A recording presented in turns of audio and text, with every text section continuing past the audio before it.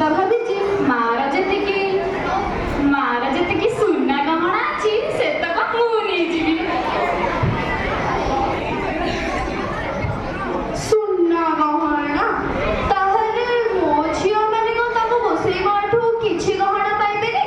ସେମାନେ ବି ତ ଏଇ ଘରର ଝିଅ। ମାଇଲା, ତାଙ୍କ ପାଇଁ ବି କିଛି ଗୋଟେ ଆଇନ ବାଇନ ବାହାର କରି ଦଉନ। ସବୁ ହେଲା, ସମସ୍ତେ ସବୁ ପାଇଗଲେ। ସମ୍ପତ୍ତିର ଭାଗ ବଣ୍ଟା ମଧ୍ୟ ସରିଗଲା। ମୋର ବୋଉ କଣ ଦରକାର? ତମ ମାନଙ୍କ ଖୁସିରେ ହିଁ ତମ ଖୁସି। ମା, ଆଜି ହାତରୁ ମୁଁ ଶଙ୍ଖ କାଢିଛି, ମଥାରୁ ମୁଁ ସିନ୍ଦୁର ଲିଭିଛି। ଏଇଟା ତମେ ମାନେ ହିଁ ତ ମୋ ସାହା, ମୋ ଭରସା। ହେଲେ ମତେ ଖାଲି ଏତିକି ଟିକେ ଜଣେଇ ଦିଅ, ତମର ଏଇ ଭାଗ ବଣ୍ଟାରେ ତମର ଏଇ ହୀନକପାଳି ବୁଢ଼ୀ ମାଟା କାହା ଭାଗରେ ପଡ଼ିଲା? ମାଇଲ, ଭାଗ ବଣ୍ଟାରେ ମା ପୁଣି କାହା ଭାଗରେ କଣ? ଓ ମା କଥା କିଛି ଏ ତୁ କଣ କହୁଛୁ ମା? ମୁଁ ଏ ପୁଣା ଜୀବନର ବାକିତକ ଦିନ କାହା ପାଖରେ ହିଁ କାଟିବି କି ରଖିବ ମତେ ନେଇ। କଣ ସବୁ ମୋ ପାଇଁ ଠିକ୍ କରିଛ ଶୁଣେ, ମୋର ଥଇଥାନ ପାଇଁ କି ବ୍ୟବସ୍ଥା ନେଇଛି ଶୁଣେ। ମାନେ ମତେ କଣ ସବୁ କରୁଛୁ ମା? ଅಯ್ୟୋ, କହୁନ ତମେ, ଏଡ଼େ ବଡ଼ ସହରରେ ଅଢ଼େଇ ବଖରା ଘରେ ପାଞ୍ଚଟା ପାଠ ପଢୁଆ ଝିଅକୁ ନେଇ ଆମେ କେମିତି ଦହଗଜ ହୋଇ ଚଳୁଛୁ? ସେଥିରେ ମାଆଙ୍କୁ ନେଲେ ରଖିବା କୋଉଠି?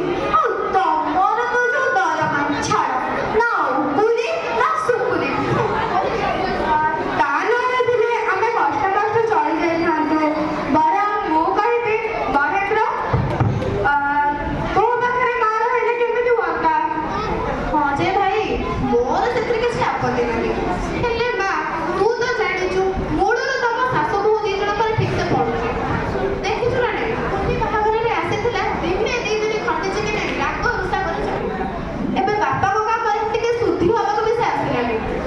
ହଁ, ଯଦି ତୁ ତା ହିସାବରେ ଟିକେ ଆଡଜଷ୍ଟ କରି ଚଳିଯାଆନ୍ତୁ, ତେବେ ମୋର ସେଥିରେ କିଛି ଆପତ୍ତି ନାହିଁ। ହେଲେ ବି ମୁଁ ଥରେ ତାକୁ ଟିକେ ପଚାରି ବୁଝେ। ଆରେ ରାଜେନ୍ଦ୍ର ଭାଇ, ତୁ ମାଆକୁ ନେଇ ରଖିଲେ କେମିତି ହୁଅନ୍ତା? ତମେ ତ ସ୍ୱାମୀ ସ୍ତ୍ରୀ ଦି ପ୍ରାଣୀଙ୍କ କୁଟୁମ୍ବ। ବୁଝିଲ ଭାଇ, ଯଦି ଏଇଟା ସମ୍ଭବ ହୁଅନ୍ତା ତାହେଲେ ଭଲ ହୁଅନ୍ତା।